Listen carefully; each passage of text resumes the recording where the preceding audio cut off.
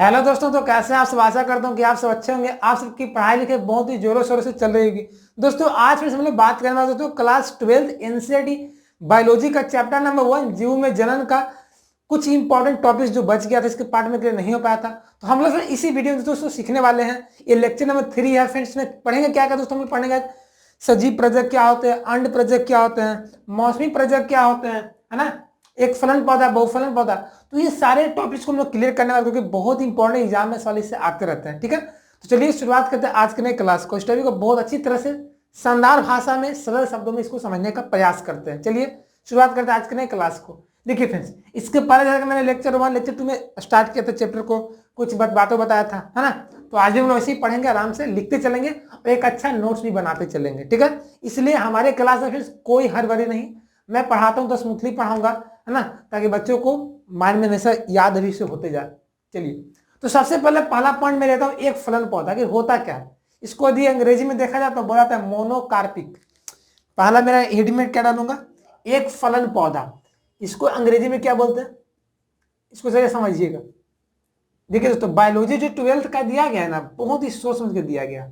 इनसेट जो बनाया है बहुत ही इंटरेस्टिंग टॉपिक को डाला है आपको, जो कि आपको पढ़ना है। इसको अंग्रेजी में क्या बोलते हैं, मोनोकार्पिक प्लांट। अब नाम में इसका डिफरेंस छिपा हुआ है।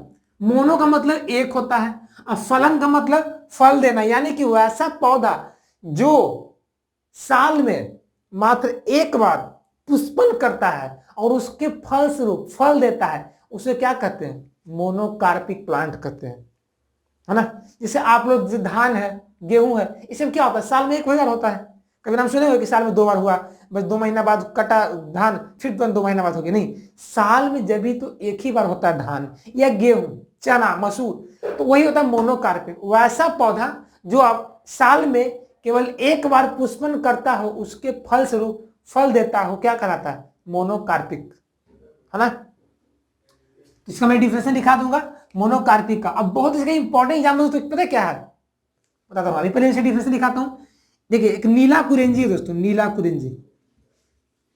नीला कुरेंजी जो है ना दोस्तों, वो का मोनोकार्पिक है, क्योंकि तो ये 12 बरस में ना, इस 12 बरस में सिर्फ और सिर्फ एक बार ये पुष्पन करता है। मोनोकार्पिक जो प्लांट है दोस्तों, वो 12 बरस में सिर्फ एक बार पुष्पन करता है, समझिए, अपने पूरे जीवन काल में। ये 2006 में दोस्तों लगा था कर्नाटका में, फिर 2018 में ये उगा था। अब कब उगेगा, 2030 में, समझ जाइए, 12 बरस बाद ये उगता है। और यही नहीं दोस्तों, कर्नाटक से कभी घूमने जाइएगा, विजिट करने जाइए कर्नाटका में, तो आप रोड के किनारे आपको नीला कुरेंजी मिल जाएगा, है ना। जब ये आया था ना 2006 में, तो बहुत सारा पर्यटक लोग कर्नाटका घूमने गए थे। बहुत खूबसूरत देखने का नजारा मिलेगा आपको। तो ये होता है नीला कुरेंजी। बांस का पौधा नाम सुनोगे आप, गांव वगैरह का जीवन व्यतीत किए तो बांस देखे ही होंगे, है ना, बांसवाड़ी। तो बांस देखिएगा, बांस जो अपने पूरे जीवन काल में 40 से 50 बरस में केवल एक बार पुष्पन करता है। जब 40 साल होगा ना, तब एक बार पुष्पन करेगा बांस, है ना। तो उससे पौधा जैसा भी क्या है आपका, मोनोकार्पिक है ना, केवल एक बार पुष्पन करता है। तो मैं दोस्तों यहां पे डिफिनेशन में क्या लिखा दूंगा, क्या लिखूंगा बताइए आप लोग। नाम इसका छिपा हुआ डिफिनेशन,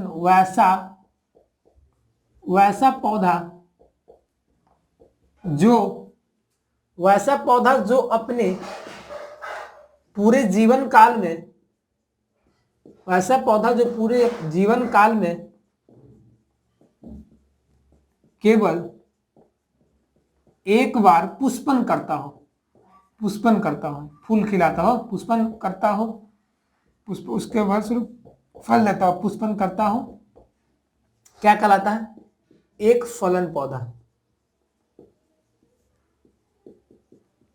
एक फलन पौधा कहलाता है। जो ये आपका एक फलन जो पौधा जो है ना, आपका इंसेट बुक यदि रीडिंग करिएगा तो वहां पे आपको मिलेगा। तो थोड़ा सा इंसेट बुक में गलती क्या किया ना, आपको टॉपिक को इंस्टेंट दे दिया है और उसको डीपली नहीं बताया, बस बोल दिया कि एक फलन पौधा, एग्जाम्पल दे दिया, कोई बताया नहीं कि एक बार पुष्पन करता।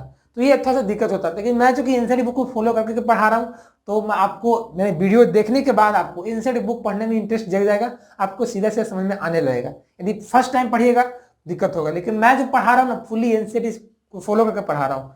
ठीक है, जो भी एक टर्म्स दिया गया उसको छोड़ नहीं रहा हूँ। ठीक है, अदर चैनल का देखेगा वीडियो तो वहाँ पे ऐसे ही किए हैं, कुछ छोड़ छोड़ कर पढ़ाए। ठीक है, अब इसका एग्जाम्पल मैं क्या ले लूंगा, एग्जाम्पल में हमारा क्या आ जाएगा, सुंदर से एग्जाम्पल ले लेते हैं हम लोग धान का।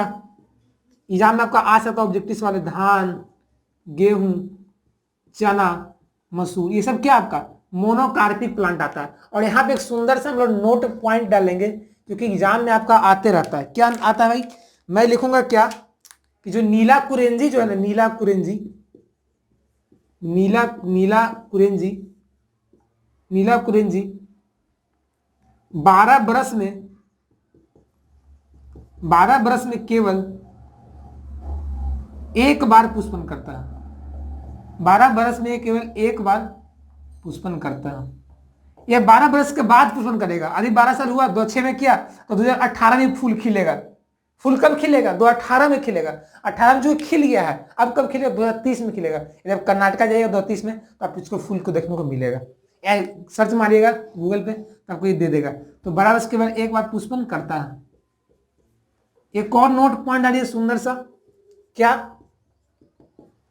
बांस जो होता है, बांस, बम्बू, बांस अपने जीवन काल में, बांस 40 से 50 वर्ष में केवल एक बार पुष्पन करता है। बांस 40 से 50 वर्ष में केवल एक बार पुष्पन करता है, एक बार पुष्पन करता है। ये सब क्या आपका मोनोकार्पिक हो गया। ठीक है, चलिए दोस्तों आगे बढ़ते हैं। सेकंड नंबर क्या आएगा, बहुफलन। तो आप तो समझिएगा कि बहुफलन का मतलब क्या हो जाएगा, जो कि बहुत बार पुष्पन करता हो, अनगिनत, पॉलीकार्पिक। देखिए दोस्तों मैं अंग्रेजी वर्ड इसलिए लिखा दे रहा हूं ना ताकि थोड़ा बहुत बायोलॉजी यदि पढ़ रहे ना तो इंग्लिश जानिए, नहीं जानिए तो बहुत दिक्कत आगे होगा। ठीक है, क्योंकि हम लोग को आगे बायोलॉजी लिए होंगे, आप लोग तो कुछ ना कुछ सोची के लिए होंगे। ठीक है, नर्सिंग वगैरह कुछ भी आगे चलकर आप उसमें चांस बन सकता है। तो पॉलीकार्पिक में क्या होगा ना, वो पौधा ना अपने जीवन काल में बहुत बार, अनगिनत बार पुष्पन करेगा, बहुत बार। जैसे कोई फल का नाम सुने होंगे जो कि साल में 2-3 बार हो जाता है ना। बहुत सारे फल होते हैं, सेब वगैरह सब, सेब है, अंगूर है ना, तो होता है ना। तो बहुफलन में क्या लिखूंगा, वैसा पौधा जो एक से अधिक बार पुष्पन करता हो, जो एक से अधिक बार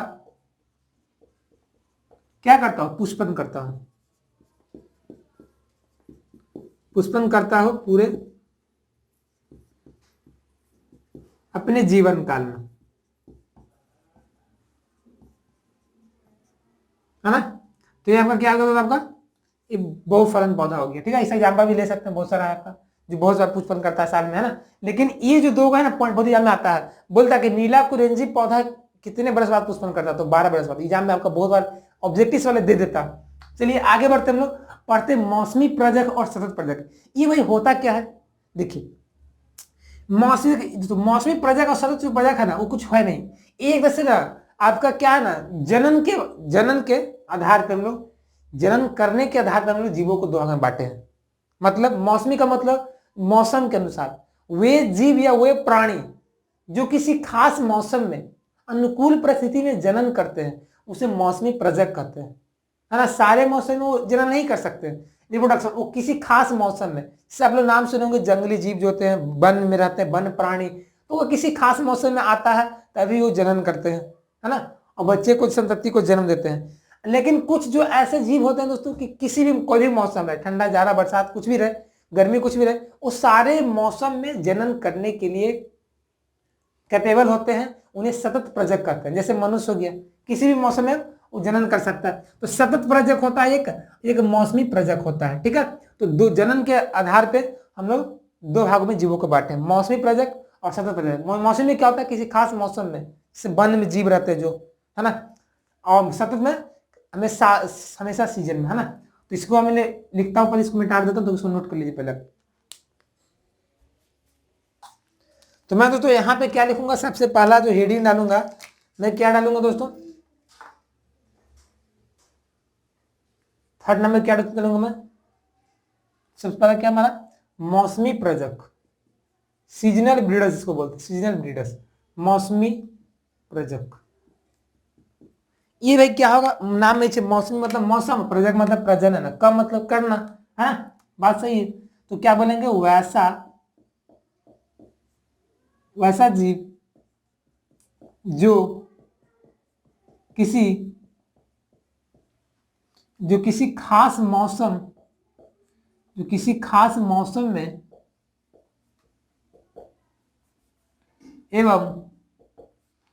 एवं अनुकूल परिस्थिति, ऐसा नहीं कि परिस्थिति कैसा भी हो नहीं, अनुकूल रहना चाहिए, खास मौसम में एवं अनुकूल परिस्थिति में जनन करते हैं, क्या कहलाते हैं? मौसमी प्रजक जीव कहलाते हैं। ये जनरली आपका वन में जीव जो रहते हैं ना, वही कहलाते हैं, मौसमी प्रजक जीव कहलाते हैं, मौसमी प्रजक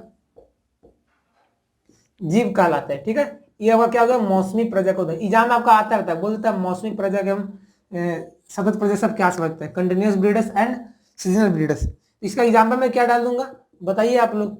वन्य प्राणी, वन्य जीव, जो वन में जीव रहते हैं वो आपका जनरली मौसमी प्रजक, किसी खास मौसम में ही वो जनन करते हैं। आ गया था दोस्तों हम लोग 4 नंबर की ओर बढ़ते हैं, तो हमारा क्या आ जाएगा? चौथा नंबर क्या आएगा बताइए? सतत प्रजक। सतत का मतलब कंटिन्यूअस, कोई भी मौसम हो, कैसा भी हो, उसे कोई लेना देना नहीं है, है ना? मनुष्य हो गया। अब इसमें क्या मैं डिस्क्रिप्शन डालूंगा? वैसा प्राणी या जीव जो सभी मौसम में जनन करने के लिए उत्तरदायी होते हैं, या जनन करते हैं। ठीक है, जनन करने के लिए उत्तरदायी होते हैं, क्या कहलाते हैं दोस्तों? सतत प्रजक, कंटिन्यूअस ब्रीडर्स, सतत प्रजक। हम लोग भाई कोई फर्क तो नहीं पड़ेगा, मौसम कैसा भी हो, गर्मी हो ठंडा हो, उस सब मौसम में प्रजनन कर सकता, तो ये आपका हो जाएगा सतत प्रजक कहलाते हैं। लेकिन जो वन में जीव है तो उनको सोचना पड़ता है, बारिश का मौसम है ना, कोई खास मौसम में वो लोग करते हैं। एग्जाम्पल में क्या आ जाएगा? सभी मनुष्य। पांचवा दोस्तों हमारा क्या जाएगा? दोस्तों सतत हो गया। आ गया था अंड प्रजक जीव, बहुत ही इंपॉर्टेंट है, आपको एग्जाम में गर्दास वाली से आए हैं, है ना, धमाका आ जाता है। अंड प्रजक, इसको अंग्रेजी में क्या बोलते हैं? इसको बोलते हैं ओविपेरस। इसको अंड प्रजक बोलते हैं, या इसको बोलते हैं अंडायुज, है ना, अंड प्रजक इसको बोलते हैं, या अंडायुज बोलते हैं इसको। तो मैं सबसे पांचवा डालूंगा क्या? अंड प्रजक। अब नाम में छिपा हुआ अंड प्रजक मतलब समझता है ना, अंड मतलब अंडा, अब प्रजक मतलब प्रजनन का मतलब करना, चलिए अंडा प्रजनन करना, ये तो गलत बात होगी। इसका अंडा से आपका रिलेटिव है तो है पॉइंट, कुछ ना कुछ क्या होगा भाई? देखिए, ये तो वैसे जीव होते हैं ना जो अपना शिशु या संतति का जो निर्माण करते हैं दोस्तों ना, वो एक अंडे जैसी संरचना में करते हैं, या उनके जो शिशु का जो निर्माण होता है वो अंडे के स्फुटन से, मतलब अंडा के फूटने से होता है। मतलब मान लीजिए कोई जीव है, आपका सांप है, तो सांप क्या करता है जानते होंगे? सांप क्या बच्चा कैसे देता है? सांप अंडा के रूप में देता है ना बच्चा को। सांप अपना जो अंडा के रूप में शिशु को जन्म देता है, अंडा रहता है कैल्शियम युक्त संरचना वाला। अब अंडे में क्या होता है आपका दोस्तों? क्या आपका अंडा में दोस्तों क्या आपका मान लीजिए सांप है ना। अब दोस्तों धीरे धीरे क्या होगा? जो डेवलप मैच्योर होगा सांप, धीरे धीरे मैच्योर होने के बाद क्या होगा? तो ये आपका ना कैल्शियम जो आपका अंडा है जो ये फूट जाएगा, इसका जो कवच होगा टूट जाएगा। टूटने के बाद तो क्या होगा आपका ना, ऐसे से आपका सांप बाहर आ जाएगा। तो यहाँ जो शिशु का जो निर्माण हो रहा है वो अंडे के स्फुटन से हो रहा है, अंडे के फूटने से हो रहा है, कैल्शियम युक्त अंडे के अंदर इसका हो रहा है। तो ये आपका अंड प्रजक कहलाया जाएगा। और सजीव प्रजक में क्या होता है? वो जो अपना शिशु का जो निर्माण करता है ना, वो मादा के शरीर से होता है। जिससे जितने ही मनुष्य होते हैं उन सबका जो निर्माण होता है कैसे होता है? मादा के शरीर से होता है ना। तो ये आपका तो क्या आता है? सजीव प्रजक होते हैं, एक शिशु के रूप में होता है, एक शिशु के रूप में, है ना। लेकिन तो वही देखा जाए सांप का, देखा जाए सांप का, आपका कौवा का, जितने आपके पक्षी वगैरह होते हैं, है ना, तो वो सब दोस्तों क्या होता है? उन सब जो अपना बच्चा को जन्म देते हैं वो एक अंडे के अंदर देते हैं, अंडे के रूप में देते हैं। अंडा धीरे धीरे मैच्योर होता है, फिर अंडा से वो विकसित होने के बाद शिशु के रूप में निकलता है। लेकिन जो सजीव होते हैं, मनुष्य में होते हैं, वो क्या होते हैं? सीधे मादा के शरीर से एक शिशु के रूप में बाहर निकलता है, तो वो आपका सजीव प्रजक हो गया। तो डिफरेंस दोनों में वही है। इसका पहचानने का मैं तरीका बता दूं, इसका गुण क्या होता है, कैसे पहचानेंगे दोस्तों कि कोई सजीव प्रजक है, कोई अंड प्रजक है। इसका गुण होता है, जैसे देखिए हम लोग में कान निकला हुआ रहता है, तो जो भी प्राणी में यदि कान से पिन्ना निकला हुआ, जिसको पिन्ना बोलते हैं, कर्ण पल्लव, तो वो समझिए कि वो आपका सजीव प्रजक होगा। और जिसके शरीर के त्वचा पे रोम रहेगा वो सजीव प्रजक होगा, मतलब वो बच्चा को जन्म देगा शिशु के रूप में। जिसके शरीर में भ्रूण प्लेसेंटा से जुड़ा होगा, समझिए कि वो सजीव प्रजक होगा। और ये सब चीज तीनों में जिसके में नहीं उपस्थित है, समझिए वो अंडा के रूप में जन्म देगा बच्चा को, है ना। चलिए, तो मैं यहाँ पे लिखता हूँ अंड प्रजक, इसको अंग्रेजी में क्या बोलते हैं? ओवी पेरस, ओवी पेरस। क्या मैं यहां पे लिखूंगा? वैसा जीव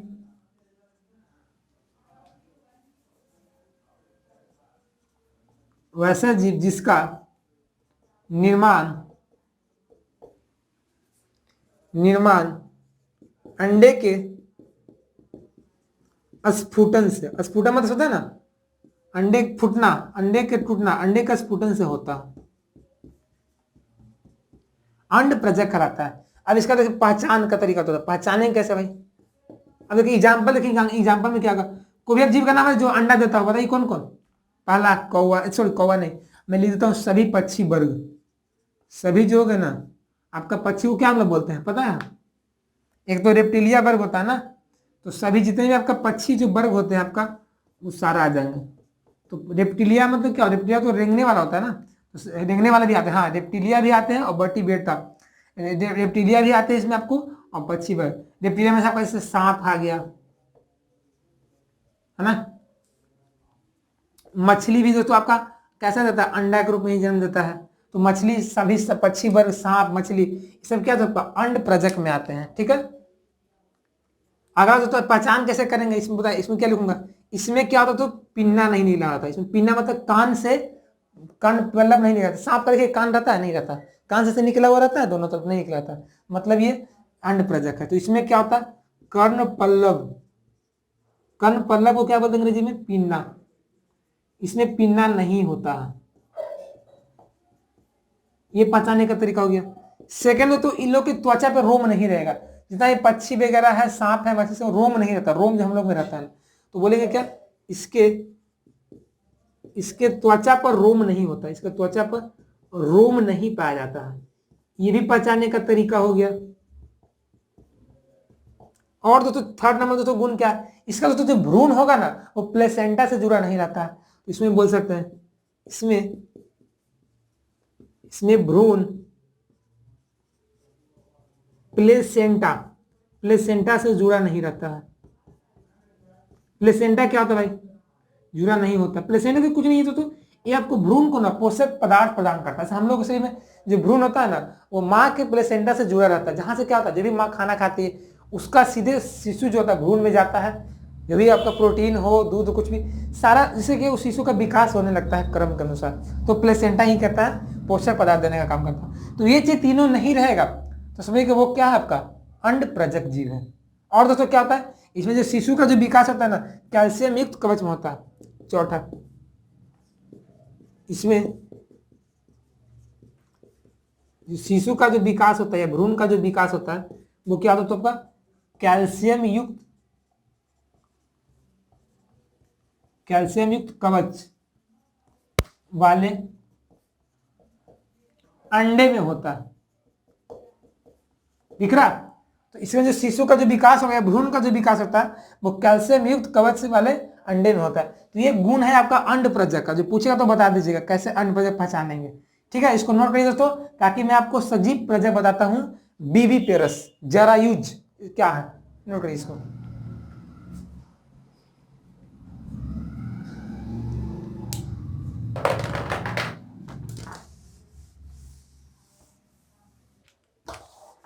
दोस्तों जब हम लोग आगे बढ़ते हैं तो हम लोग आते हैं कहाँ पे? नेक्स्ट पॉइंट पे आता है। मान लीजिए कहाँ सा? 1 2 3 4 5, है ना, पांचवा में आ जाएगा ना। तो पांचवा दोस्तों क्या बन जाएगा हमारा? ये सजीव प्रजक हो जाएगा, सजीव प्रजक।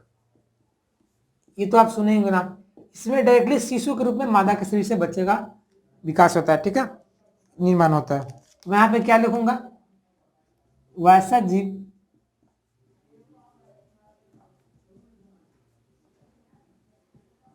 जिसका निर्माण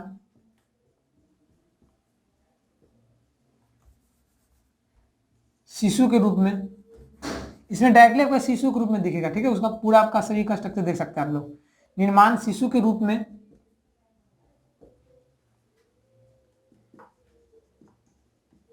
मादा के शरीर से होता है, मादा के शरीर से होता है। ये क्या कहलाता है आपका?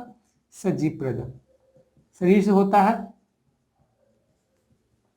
सजीव प्रजक। इसको अंग्रेजी में क्या बोलते हैं हम लोग? बीबीपेरस। बीबीपेरस कहलाता है।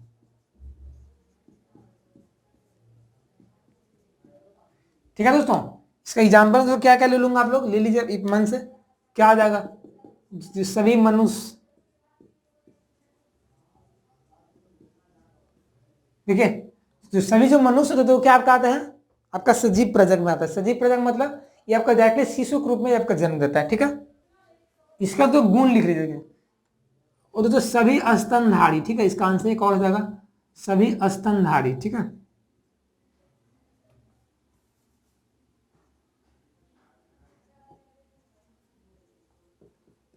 जितने तो आपका स्तनधारी जो वर्ग वाले लोग होते हैं, सारे जो होते हैं ना, अपना जो शिशु का विकास करता है, जो शिशु निर्माण करता है अपना शिशु के रूप में करता है, वो सब जरा यूज में आते हैं। इसको जरा यूज भी बोलते हैं, इसी को बी प्रेस बोलते हैं। अब इसका पहचान क्या भाई? इसका पहचान या गुण बोल सकते हैं आप लोग।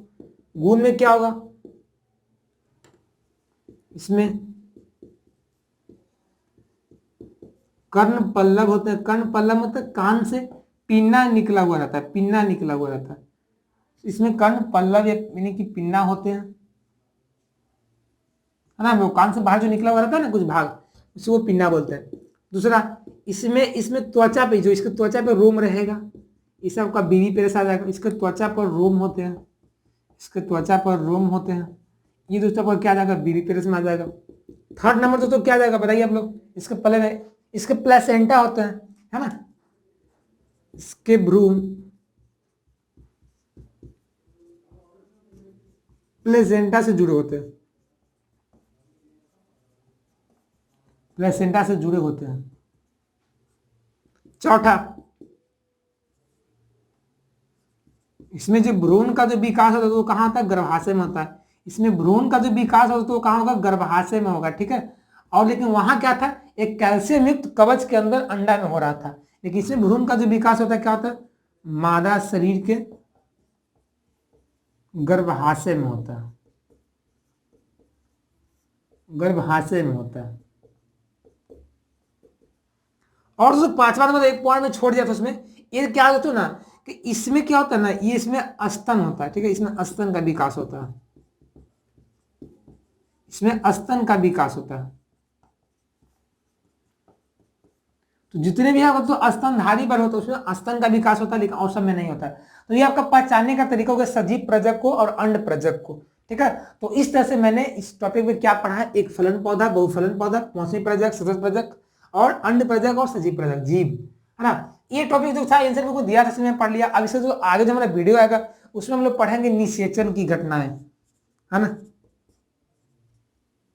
आपका जो निषेचन जो होता है, आपका निषेचन, फर्टिलाइजेशन, आपका fertilization, pre fertilization, post fertilization, निषेचन पूर्व घटनाएं, निषेचन पश्च घटनाएं क्या होते हैं उसको हम डिटेल में पढ़ने वाले हैं आगे के वीडियोज में, ठीक है। तो यहाँ तक कि ये टॉपिक को क्लियर कर लीजिए, क्योंकि आपको एग्जाम में बहुत सारे सवाल इससे आते रहते हैं, ठीक है। इसको नोट कर लीजिए। तो कैसा लगा दोस्तों आज का क्लास? अच्छा लगा ना? कुछ सीखे, हेल्पफुल था? तो प्लीज यार वीडियो को लाइक कर दीजिएगा, फटाफट से चैनल को सब्सक्राइब कर देंगे। यदि चैनल को सब्सक्राइब नहीं किए होंगे, पहली बार होंगे, तो प्लीज चैनल को सब्सक्राइब कर देंगे, ताकि आप सबका छोटा सपोर्ट मिल जाएगा। हमारे चैनल वैसे दोस्तों क्लास 10th 11th 12th की लगातार तैयारी भी कराई जा रही है, फ्री ऑफ कॉस्ट सारे सब्जेक्ट की, इसलिए चैनल को सब्सक्राइब कर सकते हैं, ठीक है। और दोस्तों मिलते हैं नई वीडियो में, तब तक के लिए बने चैनल से। जय हिंद, जय Bharat, take care, bye, best of luck.